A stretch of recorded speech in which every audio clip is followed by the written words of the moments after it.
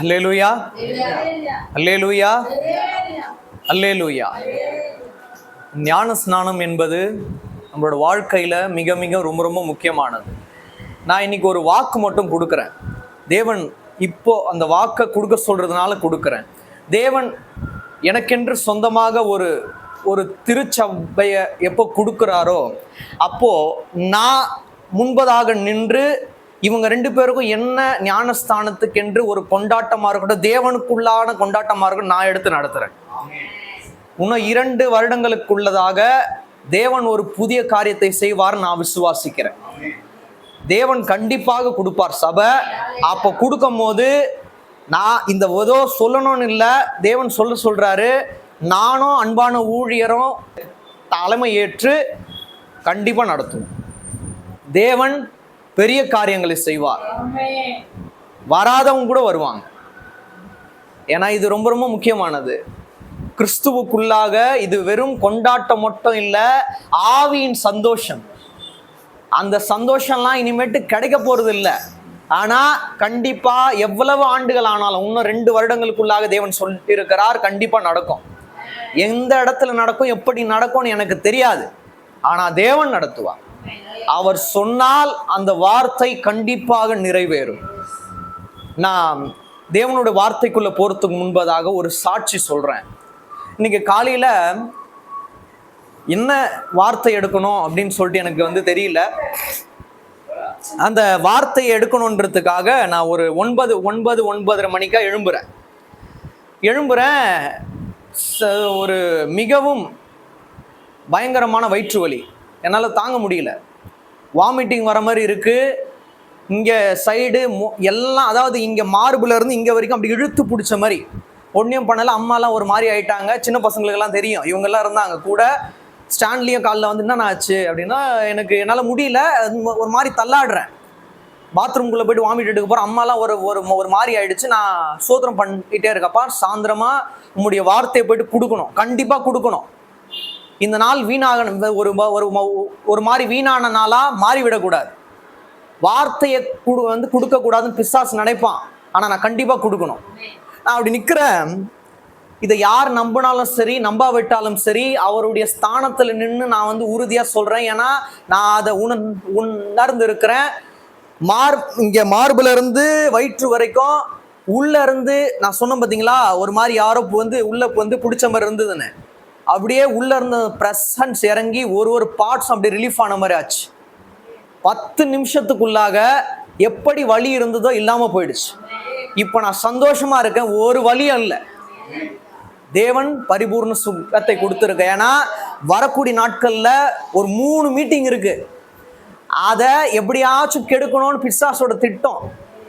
ஆனா நான் ஒரே ஒன்று சொன்னேன், அந்த ஒரு வழினால தான்ப்பா எனக்கு ஒரு மாதிரி இருக்கு. ஆனா ஆவியில நான் சோர்ந்து போல, நீங்க வார்த்தை கொடுப்பீங்கன்னு எனக்கு தெரியும் அப்படின்னு கரெக்டா இப்போ 6 மணிக்கு கொடுத்தார். அப்படியே அவர் தெளிவாக்கி என்னென்னவோ அவர் செய்து இப்போ ஜீவனோடு வைத்திருக்கிறார். இதற்கு கோடி நன்றி சொன்னாலும் போதாது. அவரோட வார்த்தை உங்களுக்கு இன்று ஒரு மேன்மையா வரும். ஏன் மேன்மையா வரோம்னா, நான் உங்களுக்கு இப்போ இந்த வார்த்தை உங்களுக்கு என்ன எடுக்க போறேன் அப்படின்னு உங்களுக்கு தெரியாது இருக்கலாம். நான் ஆரம்பிக்கும் போது உங்களுக்கே கொஞ்சம் குழப்பமா இருக்கும். நான் இந்த வருடம் இந்த ஃபர்ஸ்ட் மாதத்துல ஜனவரி மாதம் 16ஆம் தேதி 7 விதமான அருவருப்புகள் சொல்லிட்டு ஒரு டாபிக் எடுத்தேன். நான் அங்கேயே சொன்னேன், 7 விதமான அருவருப்புகள் 7 பாகங்களாக பிரிக்க போறேன். ஆனா 7 பாகங்களும் ஒரே வீட்டில் பேச போறது இல்லை, வெவ்வேறு வீட்டில் பேச போறேன். அது எங்கன்னு சொல்லிட்டு எனக்கே தெரியல. ஆனா யூடியூப்ல இருக்கும், நீங்க எடுத்து பாருங்க அப்படின்னு சொல்லிட்டு சொன்னேன். அது 16ஆம் தேதி பேசுறேன். அதற்கு மறுநாள் அந்த வீடியோவை யூடியூப்ல அப்லோட் பண்றேன். 7 விதமான அருவருப்புகள் பாகம் 1ல மேட்டிமையான கண், அதை தேவன் பேச வைத்தார். அதுக்கப்புறமா மீதி 6 பாகங்கள் இந்த வருடங்களுக்குள்ளாக தேவன் எங்க பேச வைக்கிறாரோ அங்க தேவன் பேச வைக்கட்டும் அப்படின்னு சொல்லிட்டு சொன்னேன்.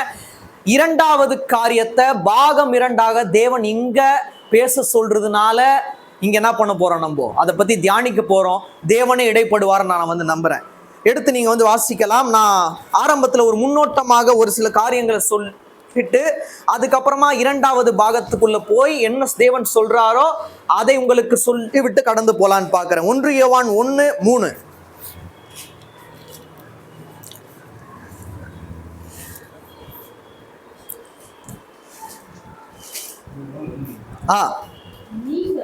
நீங்களும் எங்களோடு ஐக்கியம் உள்ளவர்களாகும்படி நாங்கள் கண்டும் கேட்டும் இருக்கிறதை உங்களுக்கும் அறிவிக்கிறோம். எங்களுடைய ஐக்கியம் பிதாவோடும் இருக்கிறது. அப்போ பாகம் 1ல என்ன தேவன் ரேமா வார்த்தையை கொடுத்தாருன்னா, நம்முடைய ஐக்கியம் தேவனோடு மட்டும் இருக்கணும். அவ்வாறு தேவனோடு மட்டும் இருக்கும்போது தேவன் அருவருக்கிற 7 காரியங்களையும் நாம் விட்டு விலக வேண்டும் அப்படின்னு சொல்லிட்டு பாகம் 1ல சொன்ன மேட்டிமையான கண், அதாவது பெருமையான கண், பெருமையான பேச்சுகளுக்கு நாம் விலகி இருக்கணும்னு சொல்லிட்டு அநேக காரியங்கள் நான் உங்களுக்கு சொன்னேன். இப்போ பாகம் 2ஐ நீங்கள் புரிந்து கொள்ள வேண்டும் என்றால் பாகம் 1 நீங்க பார்த்துட்டு வந்தாதான் பாகம் 2 புரியும். ஏன்னா நிறைய பேர் பார்த்துருப்பாங்க, நிறைய பேர் பார்க்காத இருப்பாங்க. ஆனா பார்த்தவர்களுக்கு புரியும். ஆனா அதற்கு இணைப்பு இருக்கும். எப்பவுமே பாகம் 1ஐ தாண்டி அடுத்த பாகம் பார்க்கும்போது சில குழப்பங்கள் இருக்கும். அப்ப மேட்டிமையான கண்ணை பற்றி தேவன் பல காரியங்களை பாகம் 1ல பேசினார். இன்றும் தேவன் பேசுவார்னு சொல்லிட்டு நான் விசுவாசிக்கிறேன். இப்போ பாகம் 2 தேவன் எதை பத்தி பேச சொல்றார் அப்படின்னா, நீதிமொழிகள் 26-25 ஃபர்ஸ்ட் வாசிங்க. நீதிமொழிகள் 26-25.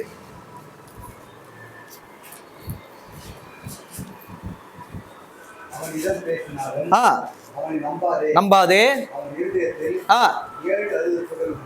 7 அருவருப்புகள் உண்டு. இப்ப இந்த ஒரு வசனத்திலேயோ இல்ல நீங்க இது கீழே நீங்க வாசிச்சு பாத்தீங்கன்னா அது 7 விதமான அருவருப்புகள்னா என்னன்னு சொல்லிட்டு அதுல தெளிவாக இருக்காது. ஆனால் அந்த 7 விதமான அருவருப்புகளும் எங்க இருக்கு அப்படின்னா, நீதிமொழிகள் 6:16-19 முடிய, 6ஆம் அதிகாரம் 16-19 முடிய வெறுக்கிறார். இப்ப இணைக்கப்பட்டிருக்கா 7ம் அருவருப்பானது. அது என்னன்னு சொல்லிட்டு பார்க்கலாம். மேட்டிமையான கண், பொய் நாவு,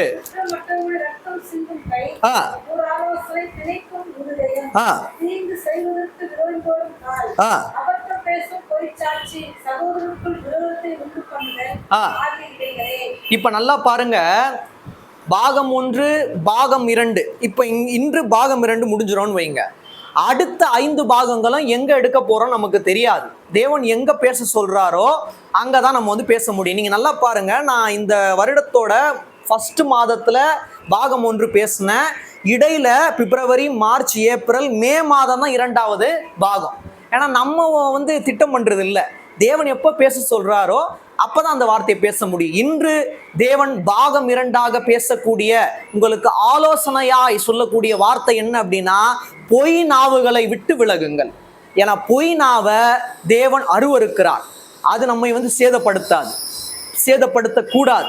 அப்போ பொய் நாவுகளை பற்றி தேவன் என்ன சொல்றாருன்னு பார்த்துட்டு நம்ம முடிக்க போறோம். எடுத்து வாசிங்க கொலோசையர் 3:9.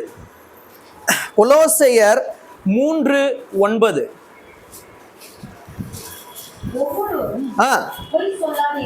பொய் சொல்லாதிருங்கள்,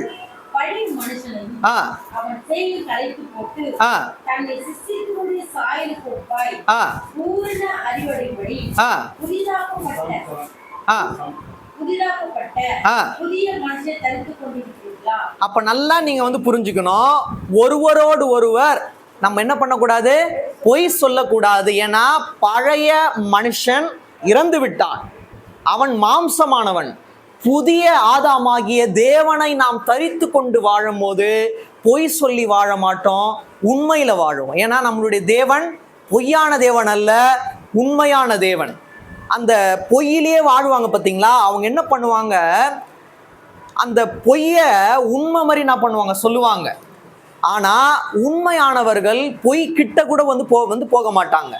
ஏன்னா உண்மையானவர்கள் தேவனை தரித்து கொண்டிருக்கிறார்கள், பொய்யானவர்கள் பிசாசின் காரியங்களுக்கு உட்பட்டு இருக்கிறார்கள். அதனால பொய் தேவனுக்கு மிகவும் அருவருப்பானது. இப்போ இன்னொரு காரியம் கூட, ஏன்னா வேக வேகமா ஏன் போறேன்னா நம்மளுக்கு நேரம் இல்லை, அதனால வேக வேகமா போறேன். எபேசியர் 4:25.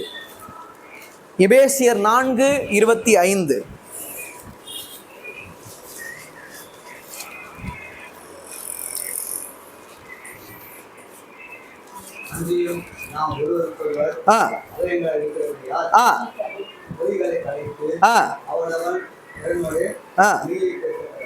பொய்யை களைத்து மெய்யை பேச கடவன் ஒருவரோடு ஒருவர்.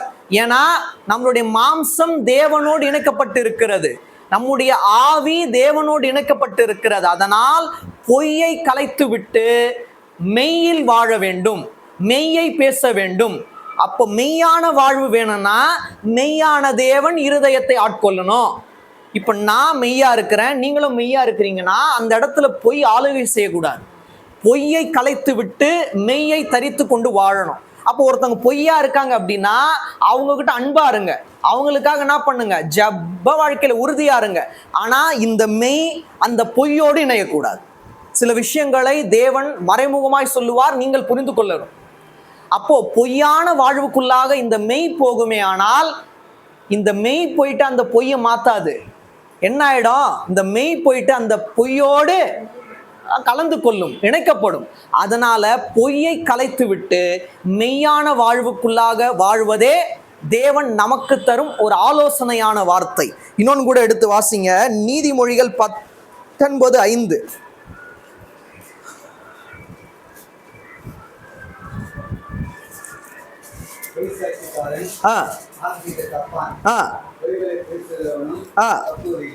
அப்ப நல்லா பாருங்க, அப்போ நம்மளுடைய வாழ்வுல நம்ம ஆக்கினைக்கு தப்பி வாழ வேணும்னா நம்ம என்ன பண்ணணும், ஒரு நாளும் பொய் சொல்லக்கூடாது. அந்த ஆக்கினை அப்படின்னா தேவன் தரும் தண்டனை அப்படின்னு அர்த்தம். அதுல இருந்து நாம் தப்பித்து வாழணும்னா எந்த காரணத்து கொண்டும் பொய்யான வாழ்வுக்குள்ள வாழக்கூடாது. நான் இந்த இடத்துல நின்று உறுதியா சொல்லுவேன், தேவனை ஏற்றுக்கொண்ட பிறகு, தேவனுடைய வேதத்தை நன்கு அறிந்த பிறகு ஒரு நாள் கூட அப்பா அம்மா கிட்ட பொய்யாய்னா ஒரு வார்த்தை கூட சொன்னதே இல்லை. இன்னும் கேட்டால் அன்பான தம்பி இருக்கிறாரு, அவருக்கு தெரியும் என்னோட ஃபோன் லாக்கு தம்பிக்கு தெரியும் பொய்யானா. ஏன்னா நான் பொய்யா வாழக்கூடாது. இந்த ஃபோனில் தப்பான காரியம் இருந்தால் தான் நான் பயந்துட்டே இருக்கணும். தம்பியோட பேட்டர்னும் எனக்கு தெரியும், என்னோட பேட்டர்னும் அவருக்கு தெரியும். ஆனால் என்ன எங்களுடைய மெய்யான வாழ்வுனா தேவன் எங்கள் கூட இருக்கிறதுனால ஒரு நாளும் ஒருத்தரோட பெர்மிஷன் இல்லாமல் ஃபோன் எடுத்து நாங்கள் யூஸ் பண்ணதே இல்லை. அப்படின்னு என்ன ஆகிடும், ரொம்ப ரொம்ப இணைக்கப்பட்டு இருக்கோம். ஆனாலும் தேவன் ஒழுக்கமான தேவன், ஒழுக்கத்தை தான் கற்றுக் கொடுப்பார். இன்னைக்கு கூட ஸ்டான்லி அண்ணா நீங்கள் எடுத்துட்டு பேசுங்கண்ணா, இல்லைப்பா ஒரு ஃபோன் பண்ணோம்ப்பா கொடுப்பா, அவரும் அதே தான் கேட்பார். அந்த ஒழுக்கத்தை நாங்கள் கற்றுக்கொள்ளலை, தேவன் கற்றுக்கொண்டு என்ன பண்ணியிருக்கார், எங்களுக்கு கொடுத்துருக்கிறார். ஒரு நாள் கூட பொய்யா வாழலை. என்ன ஆனாலும் என்கிட்ட ஷேர் பண்ணுருவார். நான் தான் சொல்லுவேன், இல்லை நான் அம்மா கிட்ட நான் சொல்லிடுவேன், அம்மா என்ன பண்ணுவாங்க அப்பா கிட்ட சொல்லிடுவாங்க, நான் சொல்லுவேன், 2 பேர்கிட்டையும் சொல்லு, பொய்யா வாழாத. நான் எனக்கு சொல்லிப்பேன். ஒரு நாளும் நான் என்ன பண்ணக்கூடாதுப்பா, பொய்யா வாழக்கூடாது. என்ன இருந்தாலும் மெய் தான் சொல்லுவேன், எவ்வளவு பெரிய காரியமா இருந்தாலும் மெய் தான் சொல்லுவேன். ஏன்னா மெய்யான தேவன் இருதயத்தை ஆளுகை செய்து கொண்டு இருக்கிறார். அதாவது மெய்யான தேவன் நான் உண்மையா இருப்பேன்னு சொல்லிட்டு தான் இந்த ஊழியத்துக்கு என்று என்ன பண்ணியிருக்கார், அழைத்திருக்கிறார். நான் பொய்யாய் வாழ்வேன் இல்லை, நான் அப்போ பொய்யா வாழக்கூடாது. பொய்யா வாழ்னா அதுல இருக்க, மறுபடியும் வாசிங்க,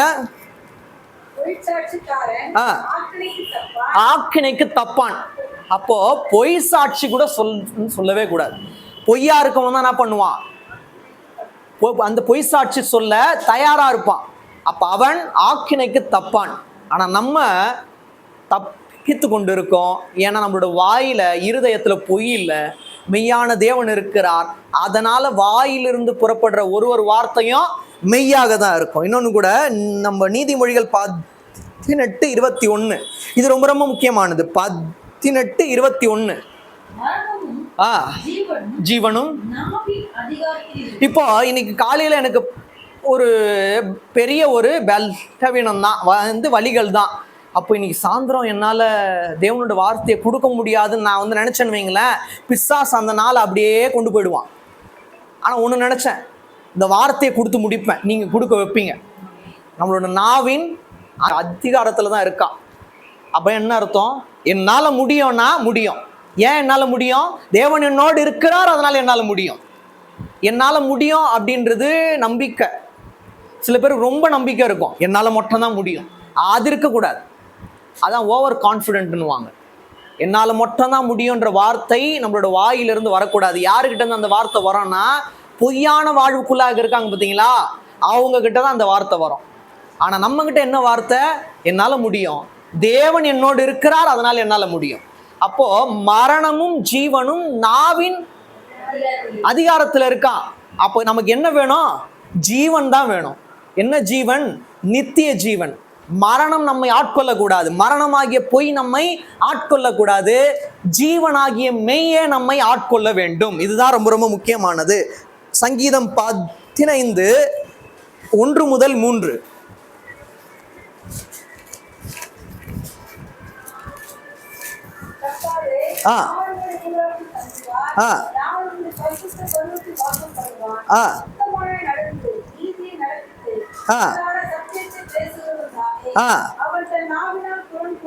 அப்போ இந்த நாவு அப்படின்றது பொய்யான நாவா மட்டும் இருக்காது, புறங்கூறு கூட ஒரு நாவா இருக்கும். அப்ப எங்க இந்த புறங்கூறுதல் ஆரம்பிக்கும் அப்படின்னா, நீங்க பொய்யையே பேசிக்கொண்டு இருக்கும் போதுதான் பிறரை பற்றி புறங்கூறுவீங்க. நான் இதை பத்தி இந்த சங்கீத பகுதி எடுக்கும் போது இதை பத்தி என்ன பண்ணிருப்பேன், நான் ஒரு தியானமா சொல்லியிருப்பேன். ஆனா அந்த வார்த்தைக்கும் இதுக்கும் வித்தியாசம் நிறைய இருக்கு. ஒருவன் பொய்யின் ஆளுகையில இருந்தா அவன் கண்டிப்பா புறங்கூறி தான் தெரிவான்.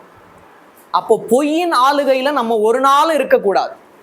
பொய்யின் ஆளுகை விட்டு திரும்பினால்தான், யார் மேலேயாச்சும் ஏதாச்சும் தப்பு இருக்கா, அவங்கள தனியா கூப்பிட்டு இதுதான் தப்பு. அதுவும் எப்படின்னா, உன்னை நீ கழுவி கொண்ட பிறகுதான் பிறனை பார்க்கணும். அப்போ பொய்யான வாழ்வுக்குள்ள இருக்கிறவன் புறங்கூறி தான் தெரிவான். அப்படிப்பட்டவங்களை நம்ம என்ன பண்ணணும்? விட்டு விலகணும். அது தேவனுக்கு அருவருப்பான காரியம். இன்னொன்று கூட எடுத்து வாசிக்கலாம். சங்கீதம் 34 13 14. சங்கீதம் 34 13 14.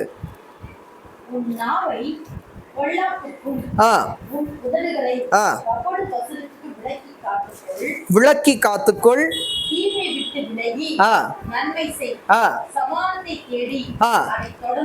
அப்ப இங்கேயே தேவன் என்ன பண்ற தெளிவா சொல்றாரு. ஏன் இந்த 2 வசனம் வாசிக்க சொன்னா, உன் நாவை பொல்லாப்புக்கும் உன் உதடுகளை விலக்கி காத்துக்கொள். அப்போ நாவு தீமை, இந்த 2 இருக்கு அப்படின்னா நாவு தீமையானது, அதை தான் தேவன் சொல்றார். அப்போ அந்த நாவு அப்படின்றது பொல்லாப்பான காரியங்களை செய்யக்கூடியது. இப்போ ஏதோ ஒரு இடத்துக்கு போறோம், யாருக்கிட்டே பேசுறோம், அவங்க கிட்ட பேசும்போது நம்மளோட நாவு எப்படி இருக்கணுமா? தெள்ள தெளிவா தேவனுக்குள்ளாக இருந்தா நல்ல வார்த்தைகள் தான் வெளியே வரும். அப்ப அந்த பொய்யின் வாழ்வுக்குள்ளாக நம்மளோட நாவு இருக்குமே ஆனால் பொல்லாத காரியங்களை தான் பேசணும்னு தோணும், தீமையான வார்த்தைகளை தான் பேசணும்னு தோணும்.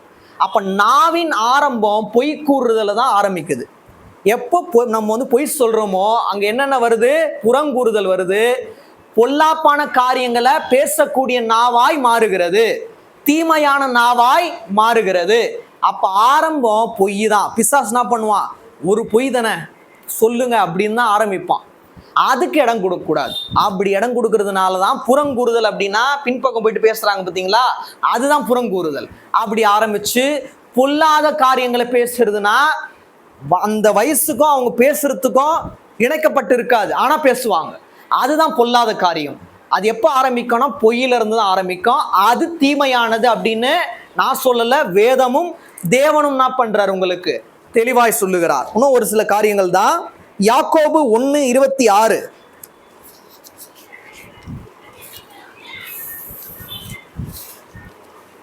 யாக்கோபு 1:26.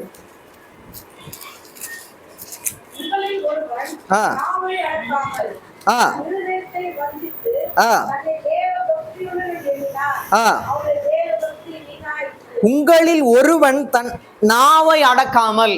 அப்ப தேவன் தெளிவா சொல்றாரு, ஆவிக்குரிய வாழ்க்கையில நான் உங்களுக்கு எடுத்துக்காட்டா சொல்றேன். ஒரு 7 பேர் இருக்காங்கன்னா அதுல 6 பேர் தேவனுக்கு பிரியமான வார்த்தைகளை பேசி ஆவிக்குரிய வாழ்க்கைக்குள்ள ஈடுபடுறவங்களா இருப்பாங்க. ஆனா உங்களில் ஒருவன், அந்த 7ஆவதா ஒருத்தர் இருக்கான் பாத்தீங்களா, அவன் மெய்ய போல வாழ்வான், ஆனா அவனோட வாழ்க்கை பொய். அவன் என்ன பண்ணுவான், நீங்க பாருங்க, இதுல வந்து படிச்சு பாத்தீங்கன்னா புரியும். உங்களில் ஒருவன் தன் நாவை அடக்காமல் தன்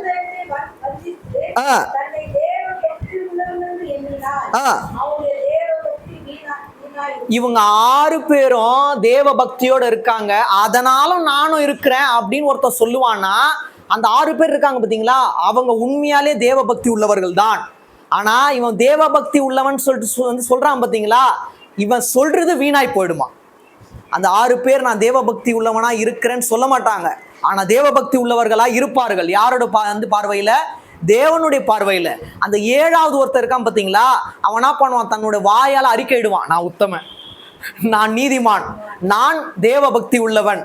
அவனோட பார்வைக்கு தான், தேவனோட பார்வைக்கு அது வீணான காரியமா இருக்கிறது. அதனால அவங்கள விட்டு நம்ம விளங்குறது ரொம்ப ரொம்ப முக்கியமானது. இப்ப அதே யாக்கோபு 3 எடுத்துக்குங்க. நம்ம 3ஆம் அதிகாரத்துல 5 முதல் 8.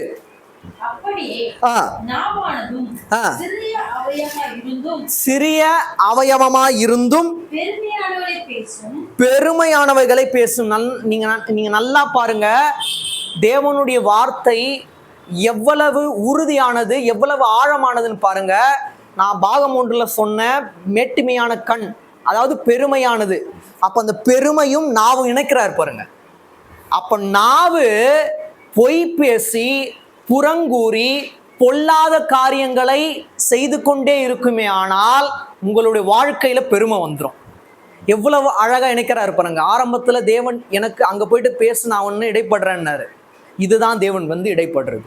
அப்போ பெருமையான பேச்சு எப்ப வரும்னா, நாவுக்கு நீங்க அதிகமா இடம் கொடுக்கும் போது, பொய்க்கு அதிகமா இடம் கொடுக்கும் போது பெருமை பேச்சு வந்துடும், மேட்டுமையான கண்ணு வரும். நமக்கோ மேட்டுமையான கண்ணு இல்லை, பொய் பேச்சு கிடையாது, பொய் நாவு இல்லை. தேவன் சொல்றது, மேட்டிமையான கண்ணுகிட்ட இருந்து ஜாக்கிரதையாயிரு, பெருமை பேச்சுக்கிட்ட இருந்து ஜாக்கிரதையாயிரு, பொய் நாவுகள் கிட்ட இருந்து ரொம்ப ரொம்ப ஜாக்கிரதையாயிரு.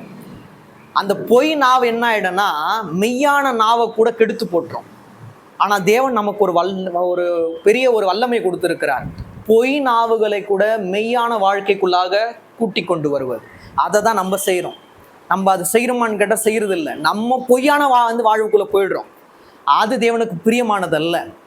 நம்ம எப்பொழுதுமே மெய்யா இருக்கணும். ஒரு குறிப்பிட்ட காலத்துக்கு மட்டும் நம்ம என்ன பண்ணக்கூடாது, மெய்யா இருந்துட்டு அதுக்கப்புறம் பொய்யான வாழ்வுக்குள்ள போகக்கூடாது. இறுதி வரை மெய்யான வாழ்வுக்குள் நாம் தரித்திருப்பது தேவனுக்கு மிகவும் பிரியமானது. மறுபடியும் வாசிங்க.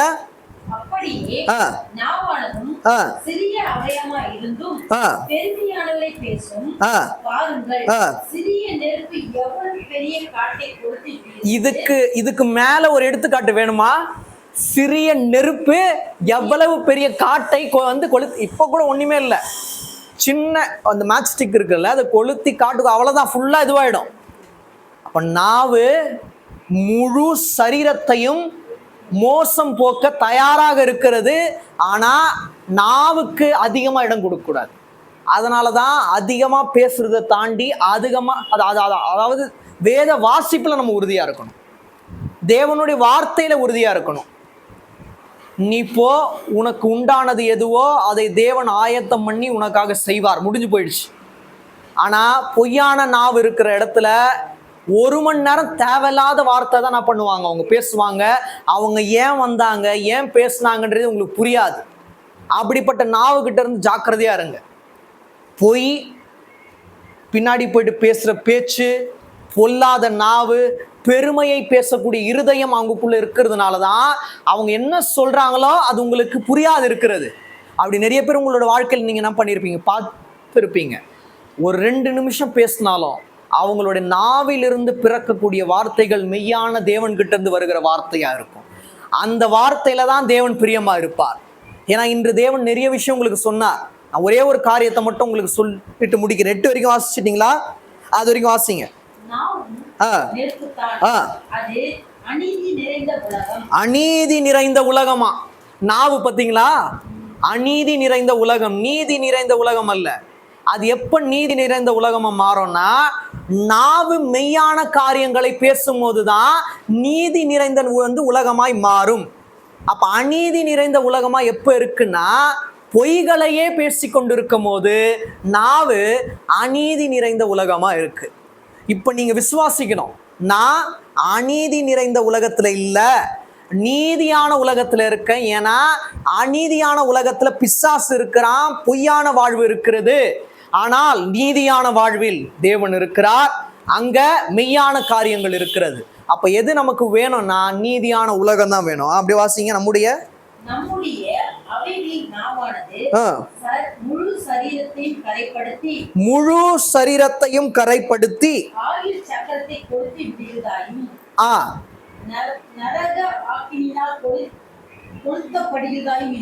இருக்கிறது. இத பாருங்க, ஆயில் சக்கரத்தை கொளுத்தி விடுகிறதாயும் இருக்கிறது. அப்படின்னா என்ன அர்த்தம்? நம்ம நாவு நம்ம வாழ்நாளையே குறுகி போகும்படியாய் செய்கிறது. நீடித்த நாட்கள் நீங்க வாழணும்னு தேவனுக்கு சித்தமா இருக்கு. ஆனா நம்மளுடைய நாவை பிசாசு கிட்ட கொடுத்தோம்னா அவன் என்ன பண்ணுவான்? நம்மளுடைய நாட்களை குறுகி போகும் நாட்களாய் மாற்றி விடுவான். அதான் கால சக்கரம் அப்படின்றது. உங்களுடைய கால சக்கரம் நன்றாக இருக்க வேண்டுமானால் உங்களுடைய நாவில் இருந்து பிறக்கக்கூடிய வார்த்தைகள் தேவனுக்கு பிரியமான மெய்யான வார்த்தையா இருக்கணும்.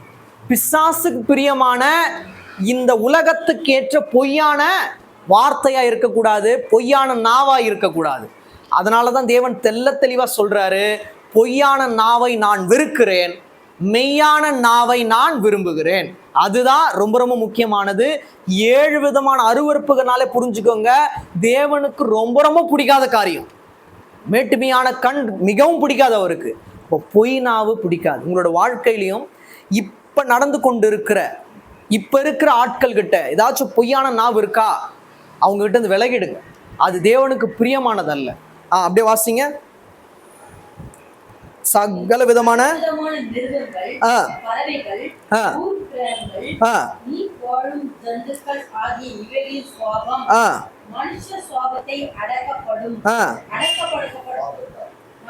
மனுஷ சுவாபத்தால் அடக்கப்படும்.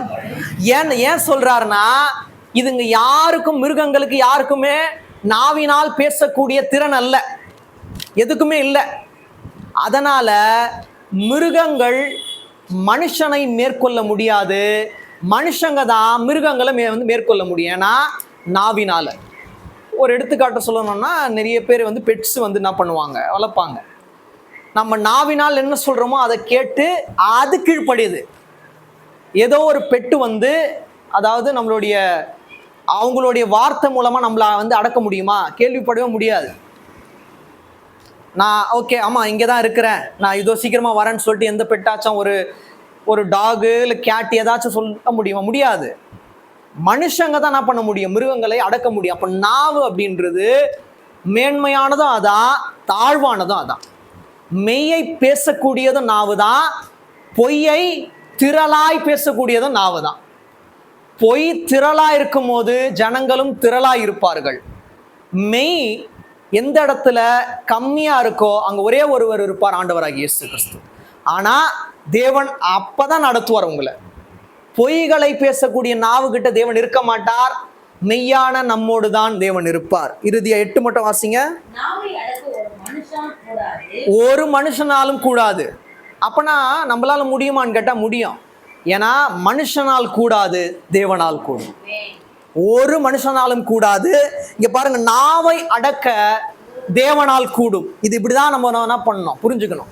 நாவை அடக்க ஒரு மனுஷனாலும் கூடாது, ஆனால் நாவை அடக்க ஒருவரால் மட்டும் கூடும்.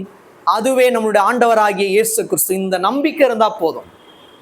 என்னால முடியாதுப்பா, நானும் மாம்சமானவன் தான், பேசக்கூடாதுன்னு நினைப்பேன். அவங்க செய்யக்கூடிய காரியத்தினால மனம் பதறி நான் பேசி விடுகிறேன். என்னால் முடியாது, ஆனால் உம்மால் கூடும். என்னுடைய நாவல அதாவது ஏதாவது உமக்கு பிரியமில்லாத காரியத்தை நான் பேசியிருந்தா எனக்கு மன்னித்து இரக்கம் பாராட்டுங்க, பொய் நாவை விட்டு விளக்குங்க அப்படின்னு கேட்கும் போது மனுஷரால் கூடாதது தேவனால் கூடும். அது அடங்காத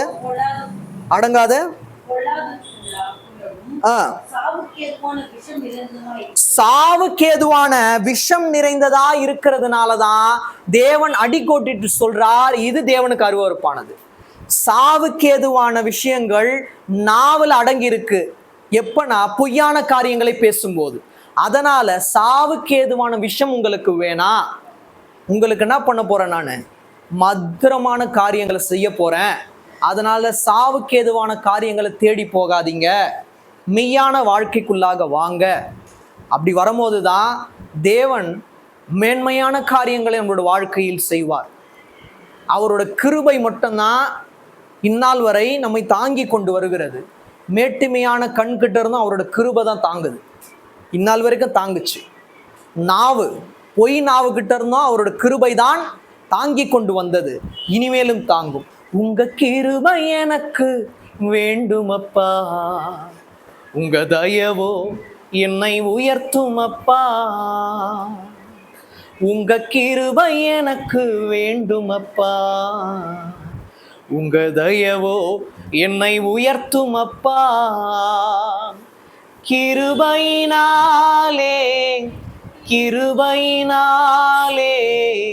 கிருபையினாலே நான் வாழுகிறேன். பலத்தின் மிகுதியோ புகழோ செல்வமோ திறமையோ உலகத்தின் பெருமைகளோ இல்லை, உம் கிருபைதானே, இல்லை உம் கிருபைதானே. பொய்யான நாவை விட்டு விலகுவோம், மெய்யான தேவனை தரித்து கொண்டு வாழ்வோம். ஏன்னா இது நமக்கு அருவருப்பானதல்ல, தேவனுக்கு அது அருவருப்பா இருக்கிறதுனால நமக்கும் அது அருவருப்பா தான் இருக்கணும். அப்போ பொய்யான நாவு நமக்கு தேவையில்லை, மெய்யான நாவை ஏற்றுக்கொண்டு வாழ்வோம். நான் விசுவாசிக்கிறேன், நம்மளோட வாழ்க்கையில் தேவன் மேன்மையான காரியங்களை செய்வார். எந்த வலியோ, எந்த கால் வலியோ, எந்த காது வலியோ இனிமேட்டு வந்து சேதப்படுத்தாது. ஏன்னா அவர் பொய்யான நாவுக்குரியவர் அல்ல, மெய்யான தேவன். கண்டிப்பாய் உங்களுக்கு மேன்மையான விடுதலை தருவார். கண்களை மூடலாம். அன்பின் பிதாவே,